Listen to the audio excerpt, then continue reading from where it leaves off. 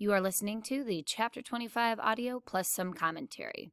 If you remember, in Chapter 24, we find out that Tom Robinson has been killed in prison. He was shot 17 times, and we are going to see what the town's reaction is in Chapter 25. 25 is a relatively short chapter, so let's go ahead and get started.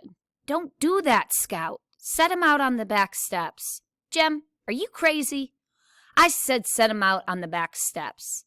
Sighing, I scooped up the small creature, placed him on the bottom step, and went back to my cot. September had come, but not a trace of cool weather with it, and we were still sleeping on the back screened porch. Lightning bugs were still about. The night crawlers and flying insects that beat against the screen the summer long had not gone wherever they go when autumn comes. A roly-poly had found his way inside the house. I reasoned that the tiny vermin had crawled up the steps and under the door. I was putting my book on the floor beside my cot when I saw him. The creatures are no more than an inch long, and when you touch them, they roll themselves into a tight gray ball. I lay on my stomach, reached down, and poked him. He rolled up. Then, feeling safe, I suppose, he slowly unrolled. He traveled a few inches on his 100 legs, and I touched him again. He rolled up. Feeling sleepy, I decided to end things. My hand was going down on him when Jem spoke. Jem was scowling. It was probably a part of the stage he was going through, and I wished he would hurry up and get through it. He was certainly never cruel to animals, but I had never known his charity to embrace the insect world. Why couldn't I mash him? I asked. Because they don't bother you, Jem answered in darkness. He had turned out his reading light. Reckon you're at the stage now where you don't kill flies and mosquitoes now, I reckon, I said. Let me know when you change your mind. Tell you one thing, though, I ain't gonna sit around and not scratch a red bug. Ah, dry up, he answered drowsily. Jem was the one who was getting more like a girl every day, not I. Comfortable, I lay on my back and waited for sleep. And while waiting, I thought of Dill. He had left us the first month, with firm assurances that he would return the minute school was out. He guessed his folks had got the general idea that he liked to spend his summers in Macomb. Miss Rachel took us with them in a taxi to Macomb Junction, and Dill waved to us from the train window until he was out of sight. He was not out of mine. I missed him. The last 2 days of his time with us, Jem had taught him to swim. Taught him to swim. I was wide awake, remembering what Dill had told me. Barker's Eddy is at the end of a dirt road off the Meridian Highway about a mile from town. It is easy to catch a ride down the highway on a cotton wagon or from a passing motorist, and the short walk to the creek is easy. But the prospect of walking all the way back home at dusk when the traffic is light is tiresome, and swimmers are careful not to stay too late. According to Dill, he and Jem had just come to the highway when they saw Atticus driving toward them. He looked like he had not seen them, so they both waved. Atticus finally slowed down. When they caught up with him, he said, "You'd better catch a ride back. I won't be going home for a while." Calpurnia was in the back seat. Jem protested, then pleaded, and Atticus said, "All right, you can come with us if you stay in the car." On the way to Tom Robinson's, Atticus told them what had happened. They turned off the highway, rode slowly by the dump, and past the Ewell residence, down the narrow lane to the Negro cabins. Dill said a crowd of black children were playing marbles in Tom's front yard. Atticus parked the car and got out. Calpurnia followed him through the front gate. Dill heard him ask one of the children, "Where's your mother, Sam?" and heard Sam say, "She down at Sis Stevens, Mr. Finch. Want me to run and fetch her?" Dill said Atticus looked uncertain. Then he said yes, and Sam scampered off. "Go on with your game, boys," Atticus said to the children. A little girl came to the cabin door and stood looking at Atticus. Dill said her hair was a wad of tiny stiff pigtails, each ending in a bright bow. She grinned from ear to ear and walked toward our father, but she was too small to navigate the steps. Dill said Atticus went to her, took off his hat, and offered her his finger. She grabbed it, and he eased her down the steps. Then he gave her to Calpurnia. Sam was trotting behind his mother when they came up.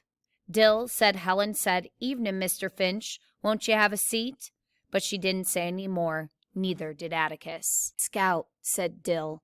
"She just fell down in the dirt, like a giant with a big foot just come along and stepped on her. Just Dill's fat foot hit the ground, like you'd step on an ant.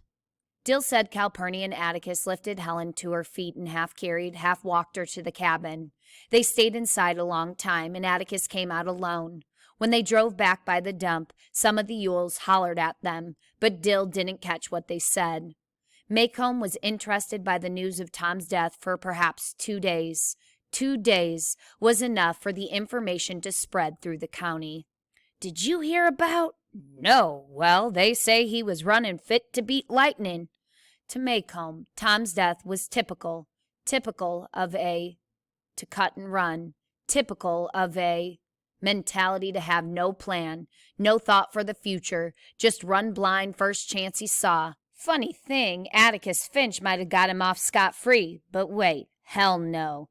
You know how they are. Easy come, easy go. Just shows you that Robinson boy was legally married. They say he kept himself clean, went to church and all that, but when it comes down the line, the veneer's mighty thin. Always comes out in 'em. Quick pause here. Scout tells us that Tom's death keeps the interest of Maycomb citizens for about 2 days, and then people move on with their lives. So one, it shows us just how they don't care about Tom Robinson, nor do they care about the black community. We also see that they're blaming Tom Robinson for his own death here. And their comments indicate that they don't believe that Tom Robinson is guilty. Even though they wanted him to be found guilty in court, they make the comment, "Oh, Atticus Finch could have gotten him off scot-free, but it's just like his kind to go off and try to run and be irrational." So again, we're seeing some of the hypocrisy of the town. They're making these comments criticizing Tom for his own death and acting irrationally, even though they were the ones who wanted him found guilty, and many of them were happy with the outcome of the trial. All right, back to reading on page 322. A few more details enabling the listener to repeat his version in turn, then nothing to talk about until the Maycomb Tribune appeared the following Thursday. There was a brief obituary in the colored news, but there was also an editorial. Mr. B.B. Underwood was at his most bitter, and he couldn't have cared less who canceled advertising and subscriptions. But Maycomb didn't play that way. Mr. Underwood could holler till he sweated and write whatever he wanted to. He'd still get his advertising and subscriptions. If he wanted to make a fool of himself in his paper, that was his business. Mr. Underwood didn't talk about miscarriages of justice. He was writing so children could understand. Mr. Underwood simply figured it was a sin to kill cripples, be they standing, sitting, or escaping. He likened Tom's death to the senseless slaughter of songbirds by hunters and children, and Maycomb thought he was trying to write an editorial poetic enough to be reprinted in the Montgomery Advertiser. How could this be so, I wondered as I read Mr. Underwood's editorial. Senseless killing. Tom had been given due process of law to the day of his death. He had been tried openly and convicted by 12 good men and true. My father had fought for him all the way. Then Mr. Underwood's meaning became clear. Atticus had used every tool available to free men to save Tom Robinson. But in the secret courts of men's hearts, Atticus had no case. Tom was a dead man the minute Mayella opened her mouth and screamed. The name Yule gave me a queasy feeling. Maycomb had lost no time in getting Mr. Yule's views on Tom's demise and passing them along through the English channel of gossip, Miss Stephanie Crawford. Miss Stephanie told Aunt Alexandra in Jem's presence, "Oh, Foot, he's old enough to listen," that Mr. Yule said it made 1 down and about 2 more to go. Jem told me not to be afraid. Mr. Yule was more hot gas than anything. Jem also told me that if I breathed a word to Atticus, if in any way I let Atticus know I knew, Jem would personally never speak to me again. All right, that brings us to the end of chapter 25. It's important to note in this chapter how quickly people move on, and again, it's mostly focused on the citizens that Scout is in daily interaction with, so the white citizens of Maycomb. And it reminds us of times in society today where something tragic will happen or we'll see injustice, and because it doesn't impact us personally, it's easy to move on and forget about it. But obviously, Tom's family will never move on from this. It's also important to note Mr. Underwood's take on all of this, and it's reflective of what Atticus says earlier in the story. So Mr. Underwood talks about how Tom's killing was likened to the killing of innocent songbird, and it reminds us of the quote that Atticus says earlier in the story where he tells the children it's a sin to kill a mockingbird.